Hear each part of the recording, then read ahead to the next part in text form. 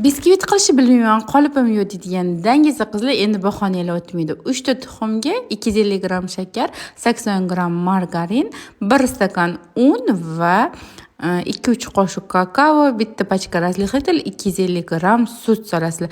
Massani bir xilda qilib aralashtirib olib, 4 idishga bo'lib olasizlar. Endi uyda bolalaringizga 4 qilib bera olmayman degan bahonalar o'tmaydi. Sababi bu 4 dan ham zo'r chiqadi qizlarjonlar. Albatta pishirib ko'ringlar. Skоворodkaga solamiz va 5 minutdan hammasini pishira olamiz. Usti shunaqa ushlaganlarda yopishmaydigan bo'ladi. 4 talasini pishirgandan keyin kremiga, morojniy krem qildim. 250 gram qaymoqga, zigushonka tabiiyligi qarab solasizlar. Shirin bemazaroq qilish o'zingizlarning xohishinglar. Shunaqa qilib mikserlar qotganini bilsanglar bo'ladi kreminglar. Va sut bilan propitka qilib, krem korж qilib 4 talasini terib oldim. 1 soat xolodilnikka qo'yib qo'ysanglar ham bo'ladi, atak shunday yevarsanglar ham bo'ladi.